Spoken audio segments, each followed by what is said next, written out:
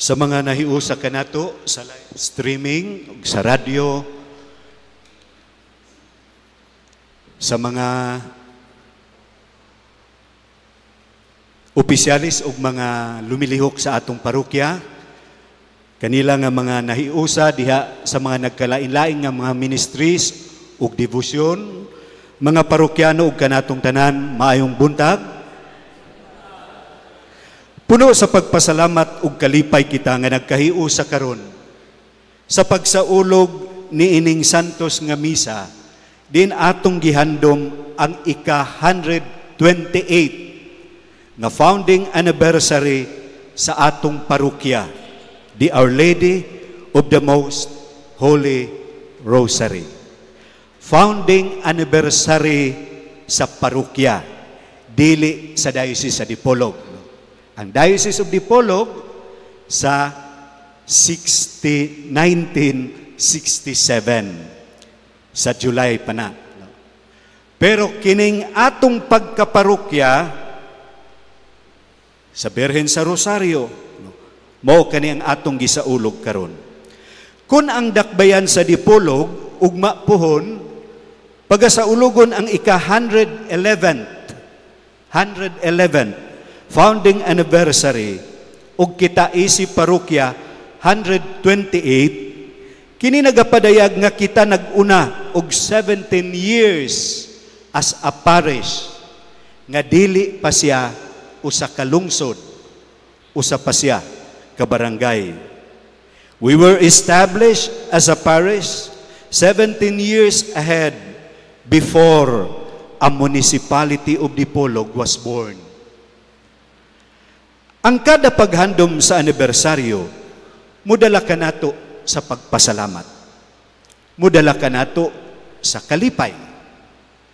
Usa ka munghi ug usa ka Catholic theologian nga si David Russ nagaingon, it is not joy that makes us grateful. It is gratitude that makes us joyful. Dili ang kalipay, mo'y mudala ka nato ngadto sa pagpasalamat. Pero ang pagbaton ug mapasalamaton nga kasing-kasing, mao'y mudala ka nato sa kalipay. Kay kini nagapadayag man, nga dili lang sa unsa nga gidugayon kita natukod, apan labaw sa tanan, sa mga katuigan nga ang katawhan nagkauban, nagkuyog, isip katilingban sa Dios nga gitawag og parokya. So, in every anniversary, it invites us to reflect and to be grateful to people who have journeyed with us isip usa ka parokya. Atong hinumduman nga ang pulong parokya gikan sa Griego nga pulong paroika, nga nagapasabot strangers, passers-by, lumalabay o pilgrims, magpapanaw. Kini nagapadayag man sa tinuod natong Pinoy-anan nga dili di ay kining maong kalibutan, apan ang langit nga gihisgutan ni San Pablo. Nga diin diha siyang sulat ngadto sa mga taga-Pilipos nga nagaingon, but we are citizens of heaven where our Lord Jesus Christ lives. Mga kining maong panaw sa katawhan o sa kapanaw ngadto sa kahingpitan sa gugma. Dili kini panaw padulong sa kamatayon nga giingon sa atong unang pagbasa nga gikan sa basahon sa kaalam, kay wala gimugna sa Ginoo ang kamatayon. Ang maong panaw padulong sa kahingpitan sa iyang gugma. Busa niining panaw panag-uban, niining panaw kuyog isip katawhan sa Dios. Una sa tanan, kini usa di ay kapanaw sa pagtuo. This is a journey of hope. Ug kitang nagpapanaw, kita puno sa paglaom. We become pilgrims of hope. This is a journey of faith, and we become pilgrims of hope. Diha sa atong Ebanghelyo sa kasinatian sa sakit, kung atong basahon ang taas nga bersyon niini, ang usa ka babay nga for 12 years siya nagsakit nga mudala ngadto sa pagdugo-dugo o hemorrhages. O ang usa ka bata nga 12 years old nga giingon nga namatay. Diha sa aksyon ni Hesus, makaingon kita, faith means touching and being touched by the power of Jesus. Gihikap ni Hesus ang bata nga giingon namatay, o ang babae nga nagsakit niya ng nagdugo-dugo o hemorrhage, mihikap sa sidsid sa iya nga biste. Ug ni anang maong mga paghikap sila naayo. Mao kani ang panaw sa pagtuo. Nga atong gitugutan ang atong kaugalingon nga hikapon kita sa Ginoo. Nga ni anang maong kasinatian nato sa Ginoo, kita mipanaw uban kaniya. Dala nga atong pagtuo, uban na ang atong paglaom nga bisan unsa ang atong masinati along the way, kalipay, kasakit, kalampusan, kapakyasan, sa sakit o kamatayon man, kita nagatuo nga ang tanan mudala kanato ngadto sa gahom sa gugma sa atong Ginoo. Munga ni ining diwa sa synodality nga nahimong bag-ong direksyon sa atong pagkasimbahan, apan maura ang padulngan. Kita gipahinumduman niya ng mga tulo ka mga dagko nga mga buluhaton o aksyon, isip magpapanaw nga katawhan. Una, kanang giingon, communion, kahiusahan. Kini nagapadayag sa realidad nga ang Dios katilingban, Amahan, Anak, ug Espiritu Santo. Wala kita gipakatao sa atong kaugalingon lamang. Gikan kita sa katilingban, sa Amahan, sa Inahan, sa katilingban sa pamilya. Wala kita naglakaw nga nag-inusara. Mao nga ana kitay katilingban sa nagpapanaw ang parokya. Ang kinabuhing Kristiyano usa di ay kakatilingbanon. Ang paghigugma sa Dios kulang kung walay paghigugma sa isig katao. Busa kanang communion gikinahanglan nga makabot ug ang panag-uban nga mahimong kalig-on. So the minimum or the least goal of communion mao kanang panag-uban. Mao kanang mubati kita nga wa kita nag-inusara. Anaa kitay kauban. Mo nga diha sa atong pagpangalagad, anaa kitay kauban. Diha sa atong tinguha sa atong pagpuyo sa kinabuhing Kristiyanos, sa pagpili sa katarong, anaa kitay kauban. O kining maong panag-uban, sinilyuhan ni anang Holy Communion nga si Hesus mihatag sa iyang kaugalingon. Mga diha sa atong tinguha sa pagsimba, diha sa atong tinguha sa pagpili sa pagpuyo sa katarong, diha sa atong tinguha sa pagpangalagad. Usa di ay kini sa paghatag sa atong kaugalingon, paghatag sa atong kaugalingon. Ay ikaduha ang giingon nga participation.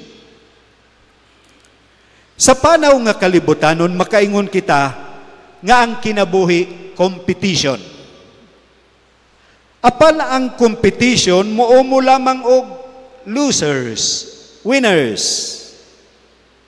Apan ang participation muumol og kauban, muumol og higala, og pag-ila sa tagsa-tagsa kagasa.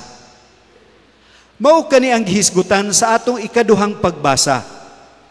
Nga nianang pagkamanggihatagon sa Ginoo diha kanato ug diha sa atong mga naangkon nga mga talento, nga mga gasa ug kusog, nan kini di ay atong ikatampo sa pagpalambo sa iyang simbahan.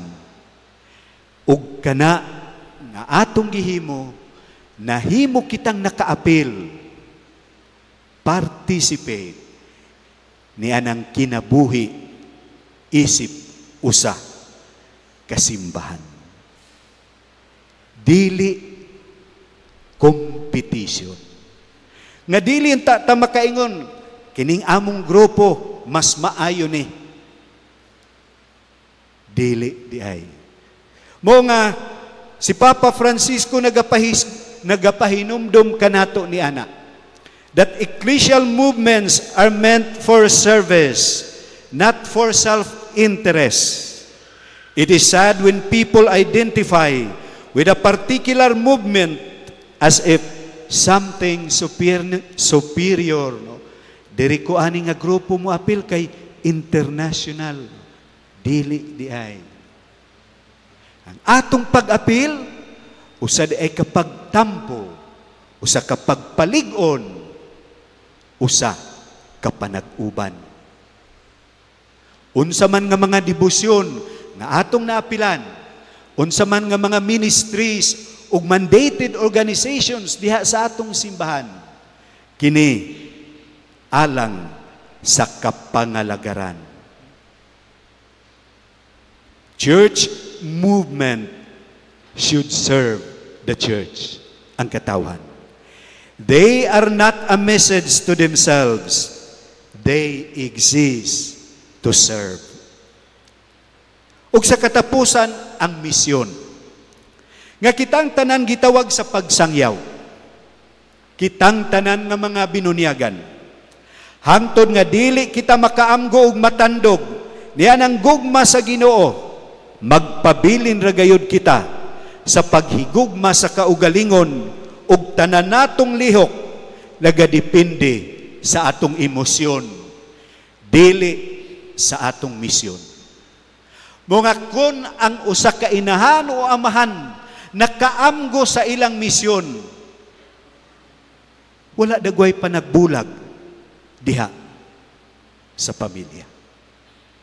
Kung diha sa pamilya makaamgo sila sa ilang misyon, wala dagway mo pabor sa divorce.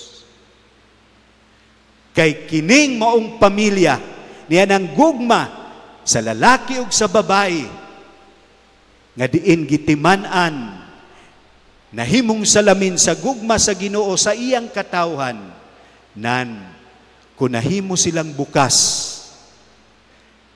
sa gugma sa Ginoo, sa presensya sa Ginoo nga nagauban kanila, mao kana ang ilang kalig-on. Misyon. So the mission starts at our doorsteps, diha sa atong panimalay.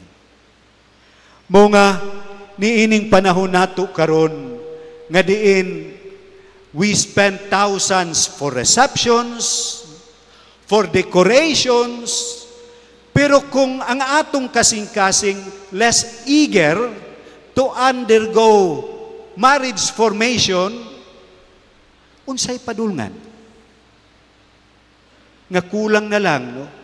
Kung pwede pang kanang gitawag nato nga mga wedding planner, maoy mo apil og pray kana, siguro sila ray mo apil, dili na gitong magpakasal. Ug asa man na mo padulong. Makayon bata nga dunay kalig-on diha sa pamilya. With a heart less eager to undergo formation. Mao nga kung ingon lang di ay ni ana ang atong mga lihok nan dili gayud kita maka-expect ni anang kalig-on nga nagabuhat sa atong misyon. Ang ato nagadepende ra gyud dayon sa atong emosyon. Busa ato sa atong pagsaulog sa ika-128 founding anniversary sa atong parokya, nga atong tang mapalig-on ang atong pamilya. Ang pamilya nga mao ang gamay nga simbahan. Ang pamilya nga nahimong dugukan diha sa kalig-on sa katilingban. Uban sa atong inahan, si Maria, ang Berhen sa Rosario, madalaunta kita sa kasuod sa iyang anak nga si Jesucristo, ug kita mulambo sa kinabuhi. Kinabuhi sa kalinaw, kinabuhi sa kaangayan, ug kalipay nga nagagikan sa Espiritu Santo. Happy 128 founding anniversary kanatong tanan. Labi na mga parokyano sa Our Lady of the Most Holy Rosary Cathedral Parish. Atong daygon ang Ginoo.